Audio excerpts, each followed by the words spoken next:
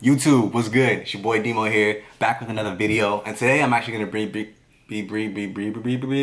bro, I do this intro all the time. How am I messing it up? That's how you know it's been a long time since I brought y'all a video. YouTube, what's good? It's your boy Demo here, back with another video, and today I'm bringing you guys something a little special. Well, I mean, a little special to me. I get a lot of questions regarding my project gun, more AEG gameplay. Demo, what's up with the project gun? What are you building? What happened to the project gun? Did you fix it? What? Hey man, that's why y'all are here today. That's why y'all clicked on this video to watch this right now. So before we even get into it, actually, before I even go over the gun, I have some personal shout outs to make. First off, major shout out to Jonathan over at Airsoftology and all the Airsoftology crew. For those of you guys that don't know, Jonathan actually shouted me out on his Monday show. And I wasn't expecting it at all, which is crazy. So for him to even acknowledge me, Jonathan, shout out to you, man. Thank you. I got the Airsoftology fam over here with me. I've actually been a part of the Airsoftology fam. Here's a little known fact about me. I've been part of the Airsoftology supporters since like the OG podcast days. I remember being in high school, and I went to high school from 2006 to 2010. I remember being in high school and listening to the Airsoftology podcast on a regular basis. So that just goes to show how long I've been rocking with Jonathan and the whole crew over at Airsoftology. But yeah, shout out to Jonathan. Thank you very much for the love and the shout out. And I mean, I got some, some new subscribers that were put onto my channel, and I appreciate all you guys, man. All the subs, all the new subs, all the supportive subs. Shoot, even the people that are subscribed just to dislike my videos and leave mean comments and make memes. I love y'all too. Next up, I did have my birthday like last month, but for some reason the gifts are still coming in. It's crazy, yo. I don't even know what to say. People were coming in the shop giving me gifts. People were messaging me on Instagram, hey, where can I drop this off? Can I meet you at the field? Yo, is it cool if stuff like that. So I think it's about that time that I actually set up a P.O. box. Now, it's not set up yet, I'm just letting you guys know, but I will have a P.O. box set up very, very soon. That way, if you guys wanted to send me anything, letters, gifts, whatever it is. I'm not requesting or asking for anything, but people have asked. So if there is anything you guys want to send me, I'll have a P.O. box set up very, very soon, and I will definitely announce when. I did actually get a letter right here. I don't want to show the address or anything. This was mailed to me at my shop. For those of you guys that don't know, I do work in the airsoft industry. I work at Extremetronics over in Santa Fe Springs, and I actually got a letter. Shout out to Shane Whitley. I got a letter from Shane, and the letter says Dylan / the Demo. This is from San Francisco, and I opened it already, but I'll open it up and let you know. I appreciate stuff like this so much, man. This is crazy. Shout out to Shane for the letter. I'll actually read it out loud. Dear Dylan / the Demo. What up, Shane? My name is Shane Whitley, and I'm 11 years old. I live in Novato, California, also known as Marin. See, I don't know if I'm pronouncing that wrong. I'm sorry.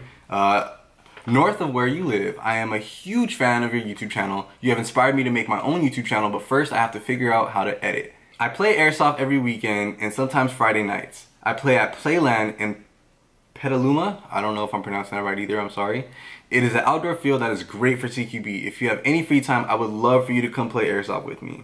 P.S. Happy birthday. Yo, Shane, shout out to you, man. Start that YouTube channel up. Editing is not that hard. There's actually so many ways you can do it. If you have an iPhone, you can actually edit on iMovie. Not a lot of guys know this, but I started out my YouTube channel editing on my phone, just using iMovie, and I had my GoPro, and I was vlogging from my phone. I was editing iMovie videos with airsoft footage on my phone. So I mean, there's so many different ways. There's free ways, there's cheaper ways to do it. I personally use Final Cut Pro. It came with my MacBook here. But yeah, I mean, shout out to you, Shane. Get on that YouTube channel, let me know what it is, and once it's up, I'll announce it and everyone can go subscribe to Shane. Alright, I think I'm doing enough talking. Let's actually get into what you guys are here for, and that is the project gun. Alright, so picking up where I left off with the project gun, I think the last time I used it, my motor kind of like fried out on me or something like that. So I got my motor replaced. Shout out to SYG Sapo, who actually gifted me a motor for my birthday.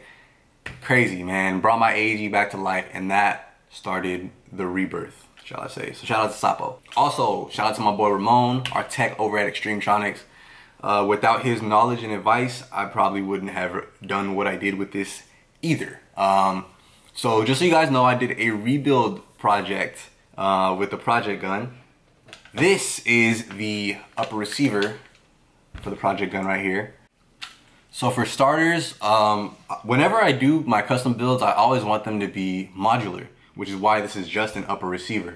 Now at the moment, this is a VFC upper receiver, which doesn't match with the current receiver that I have on my build. So I'm actually gonna swap this out for a newer receiver, but I'm still gonna keep all the furniture on it. People always ask me which rail system this is. This is a Daniel Defense MFR. It's the 9-inch rail system made by Mad Bull. It's pretty dope. Tubular rail system. Comes with these little modular rail sections, kind of like Key Mod before Key Mod was Key Mod. But yeah, these little modular rail sections right here that you can, you know, attach wherever. You see I've got one 45 for my light, and then I've got one under for my foregrip.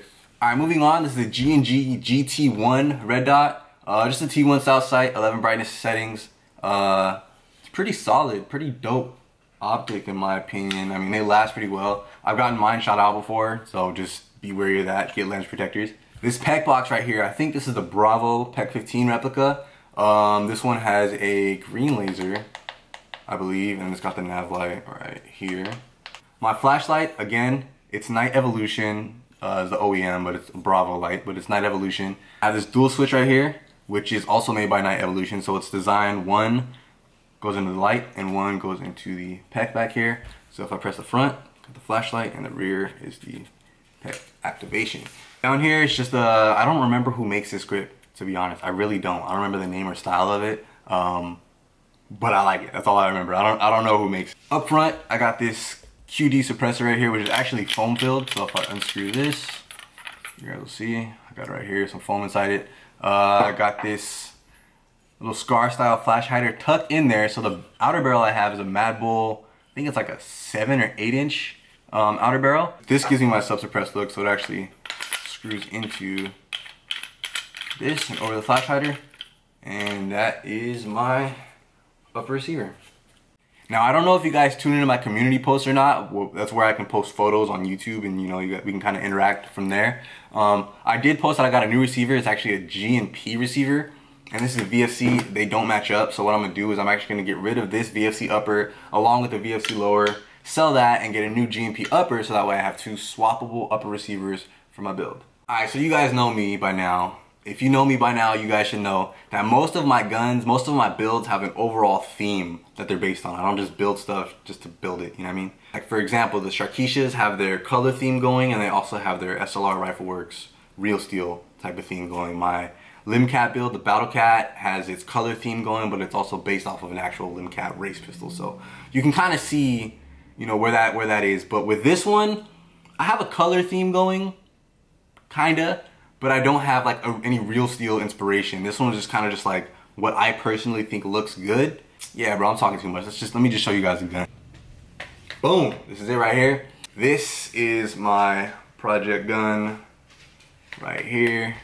Get a little close up for you guys so you guys can see it. I'll show you guys the barrel. The barrel's super dope. A little color shift with the flash hider, you feel me?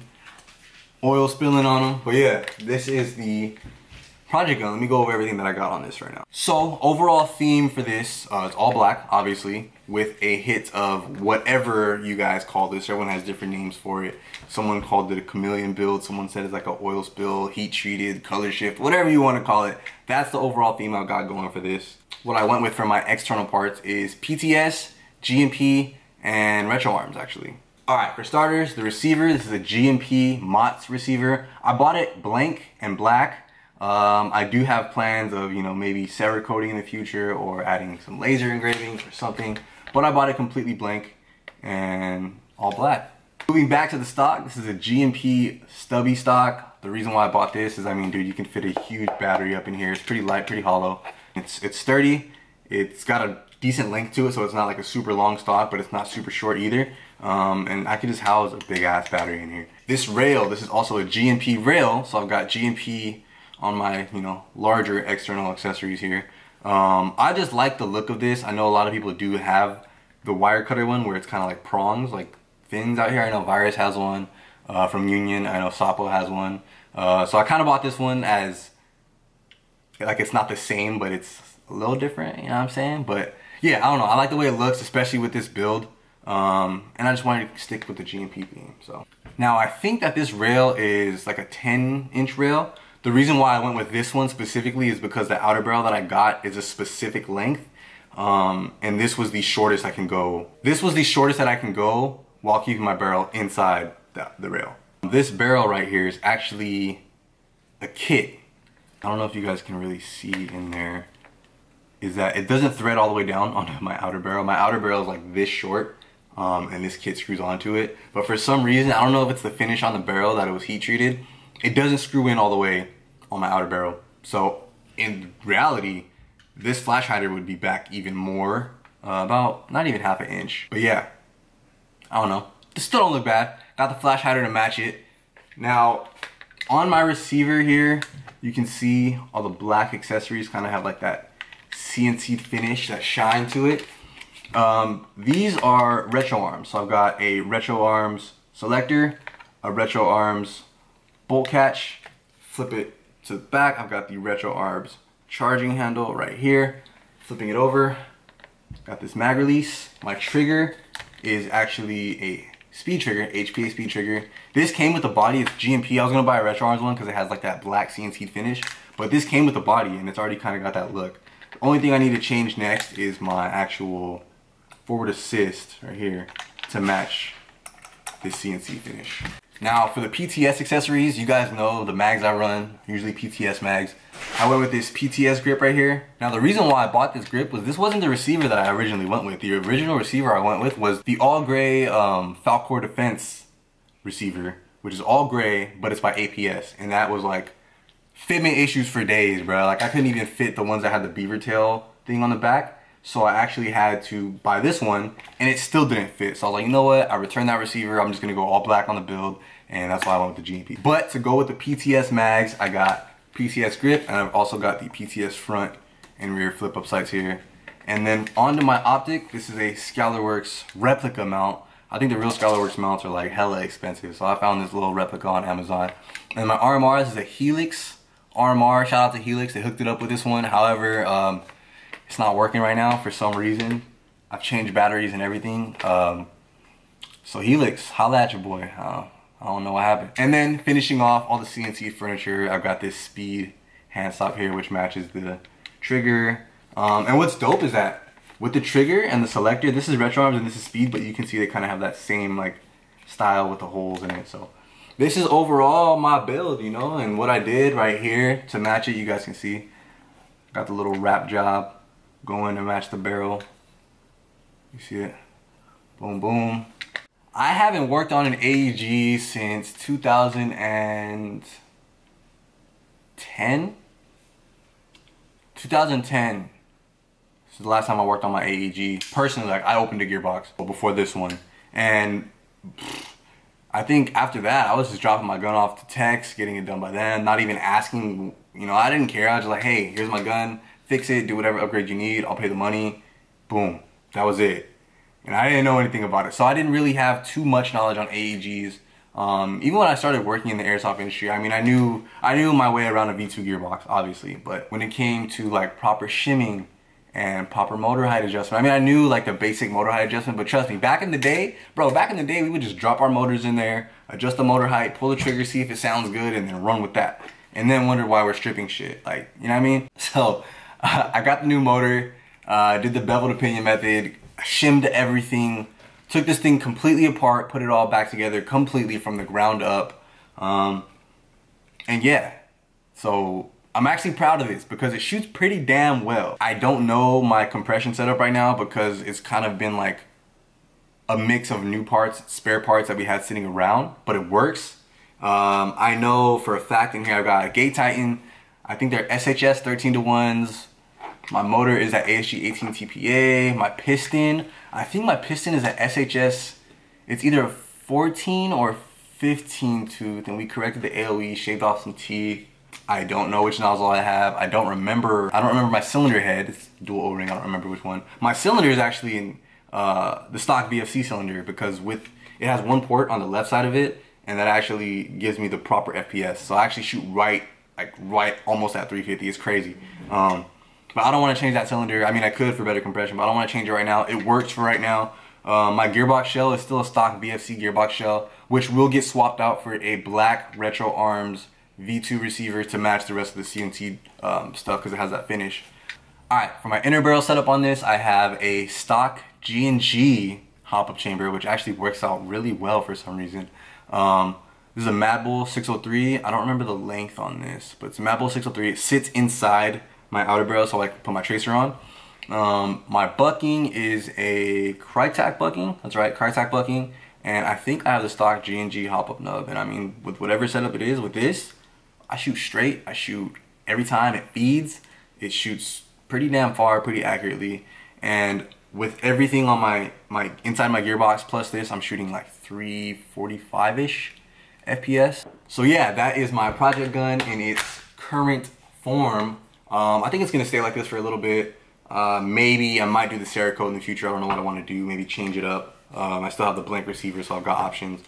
Right now, it's shooting pretty good, shooting pretty accurately. I've got some gameplay lined up for you guys that I'm about to roll right now. But yeah, man, I don't know. I'm happy with this. It's a super basic build. I don't want you guys thinking it's anything super like exquisite. I don't have top of the line internals. You don't really need top of the line internals. This works for what I want it to work for. This is actually built so that way I can, you know, not wear a backpack and still keep up with all the Polar Stars out there, which in some people's heads sounds crazy, but the Gate Titan really opens up a lot of options for your gearbox. I'm learning along the process, but I don't know, I'm happy with this. This is actually something that I built along with the help from, you know, my guys over at the shop and the guys on my team. So shout out to them. This would not be possible if it was for them, for you guys. Thank you guys. But yeah, man, I don't know. I'm hyped off this. Hope you guys are hyped off it too. Let me know if you guys like this. Give this video a thumbs up. If you stuck all the way till now, you're about to enjoy some fire ass gameplay. Thank you guys for tuning in, and check it. Yeah, got him. Huh? I spoke too soon.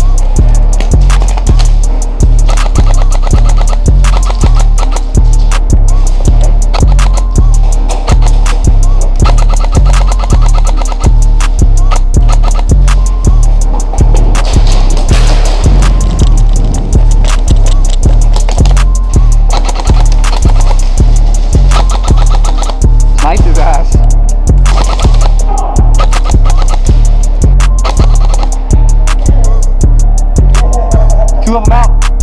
Watch Plexi, Kevin. One on Plexi.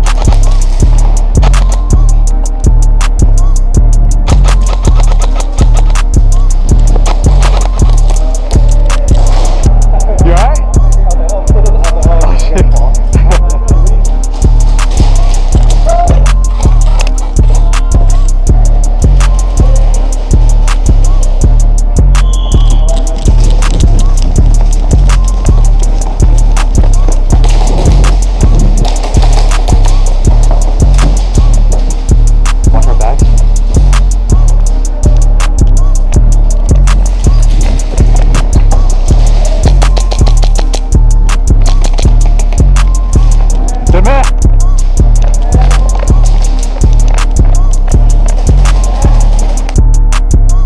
Yo. So guess what gun is finally complete and ready for review? Boy.